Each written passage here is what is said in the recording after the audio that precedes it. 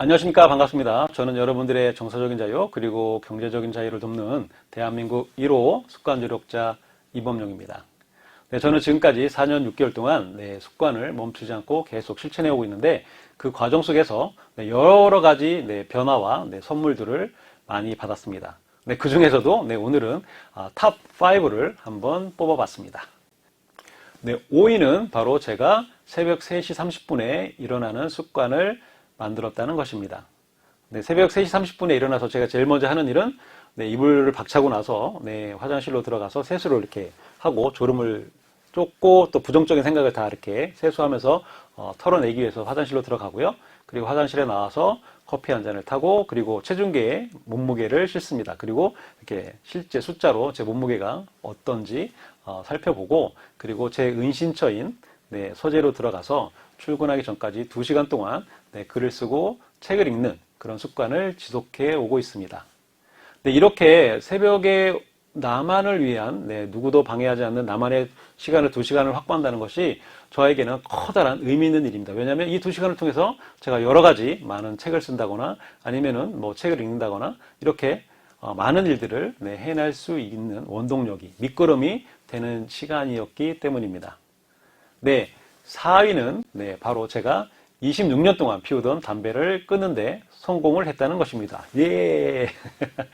제가 2016년 7월 19일에 담배를 끊었으니까 지금 약 한 4년 동안 금연에 성공해 오고 있는 것입니다. 근데 여러분들 제가 어떻게 26년 동안 피우던 담배를 한 번에 이렇게 끊었을까라고 이제 질문을 하실 텐데 저도 하루에 한 10가지 정도는 피우다가 뭐 7가지, 뭐 5가지 이렇게 줄였는데 3가지 이하로는 절대 못 줄이겠더라고요. 왜냐하면 19땡 아시죠? 피워보신 분들은 공감을 하실 텐데 밥을 먹고 나서 이 담배의 유혹을 이겨내는 것이 정말 힘들더라고요.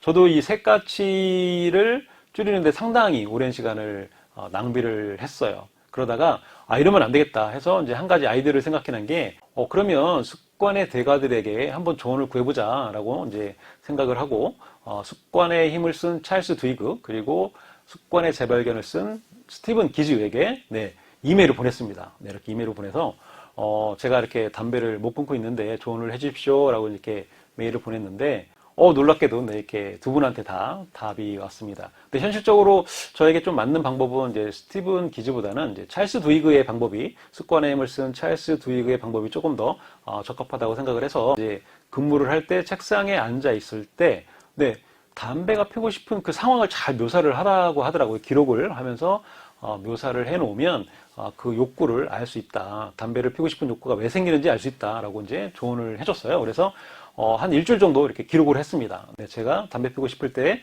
몇 시였는지 그리고 나는 무엇을 하고 있었는지 그리고 그때 어떤 감정이 들었는지 기록을 한 일주일 정도 하다 보니까 하나의 공통점을 발견을 하게 되었어요. 그게 뭐냐면 제가 담배 피우고 싶은 욕구가 들 때는 늘 졸렸어요. 이렇게 꾸벅꾸벅 졸다가 담배 피러 나가야겠다. 왜냐면 이제 상사들도 이제 담배 피러 갔다 오겠습니다 하면 뭐 갔다 와 이렇게 이제 크게 제재를 가하지 않았기 때문에 아마 그런 것도 좀 작용을 심리적으로 한 것 같긴 한데 이렇게 졸 때마다 제가 담배 피우고 싶은 욕구가 든다는 것을 캐치를 하고 나서 그 다음에 뭘 했냐면 제가 담배 피우고 싶을 때마다 양치질을 이렇게 한다거나 담배 피러 가는 대신에요.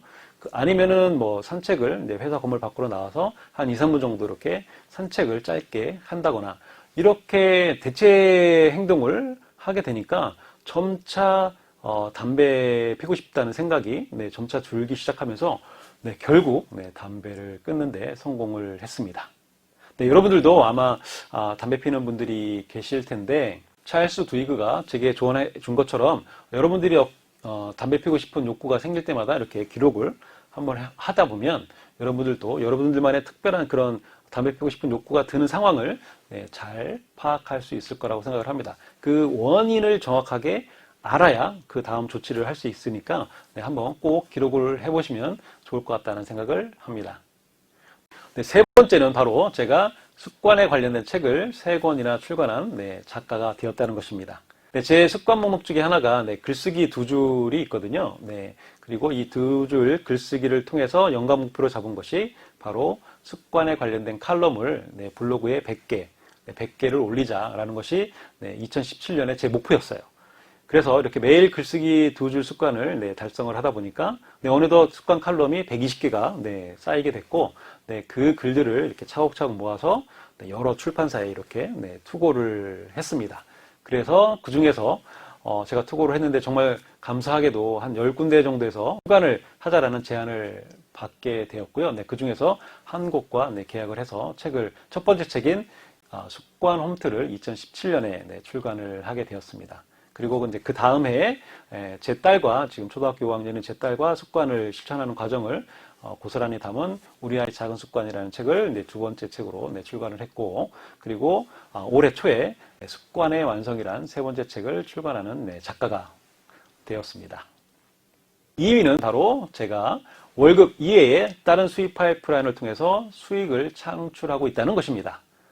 제가 습관을 시작하지 않았다면 절대 월급만 바라보는 월급쟁이에 불과했을 텐데, 제가 습관을 시작을 하면서, 책을 냈기 때문에, 인세도, 받고 있고요. 책을 낸 이후에, 강연 요청도 들어오고, 그리고 칼럼도 쓰고, 그리고 무엇보다도 어른들을 위한 습관 홈트 프로그램, 그리고 아이들을 위한 아이 습관 만들기 프로그램을 이렇게 운영을 하면서, 고정적인, 수입을, 지금 얻고 있습니다. 대망의 1위는 바로 저와 제 가족이 습관 가족으로 SBS 스페셜이라는 공중파 방송에 출연한 것입니다. 옛날에 이런 노래가 있었잖아요. 텔레비전에 내가 나왔으면 정말 좋겠네. 이런 노래가 있듯이 제 어릴 적의 꿈 중에 하나가 이렇게 방송에 나오는 거였어요. 근데 습관을 통해서 제가 이렇게 공중파 방송에 저뿐만 아니라 제 가족이 모두 출연하는 그런 영광을 누리게 되었습니다. 2019년 4월 한 5시 정도였던 것 같아요. 한 오후 5시. 제가 그날도 이제 평상시처럼 책상에 앉아서 이렇게 근무를 하고 있었는데, 모르는 번호로 이렇게 전화가 한 통 왔어요. 받아보니까 SBS의 방송 작가님이라고 하시더라고요. 근데 지금 방송 작가님께서 습관 관련된 방송을 지금 계획을 하고 있는데 습관 전문가를 찾고 있다. 그래서 이제 저의 블로그를 보고 연락을 주셨다고 하더라고요. 그래서 제가 알고 있는 제가 어떻게 습관을 지금 하고 있고, 그리고 습관 홈트 프로그램을 운영을 하면서 다른 사람들은 또 어떻게 변해가고 있는지 이런 거에 대해서 이제 이렇게 수다를 좀 이렇게 떨었는데, 끊고 나서 보니까 2시간 동안이나 떠들었더라고요. 그래서 나중에 들었는데 이제 방송 작가님께서 이렇게 습관 관련돼서 2시간 동안 떠든 사람은 저밖에 없었다. 그래서 방송국으로 이제 초대를 해서 SBS 스페셜 팀과 이렇게 미팅을 2시간 동안 하게 되었습니다. 그리고 그 미팅의 결과에 의해서 제 가족과 제가 이렇게 방송에 나가는 그런 촬영 계획을 이렇게 짜게 되었죠. 그래서 실제로 한 하루 반나절 동안 이렇게 촬영을 했었어요. 근데 방송에는 아쉽게도 4분밖에 나가지 않았고, 그 4분 중에서도 제가 2분, 그리고 이제 나머지 가족이 2분 이렇게 차지를 해서 제 분량은 2분밖에 되지는 않았습니다.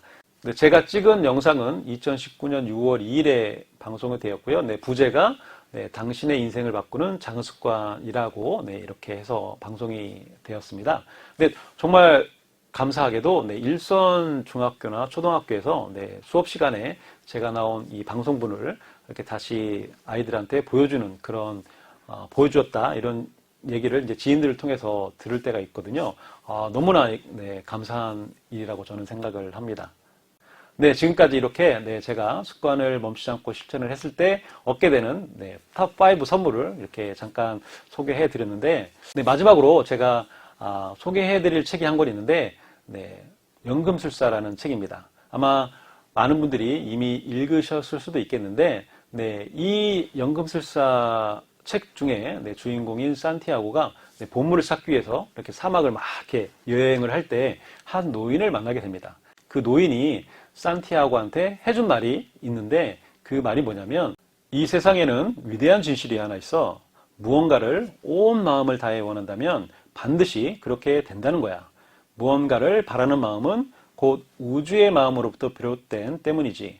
그리고 그것을 실현하는 게 이 땅에서 자네가 맡은 임무 라네.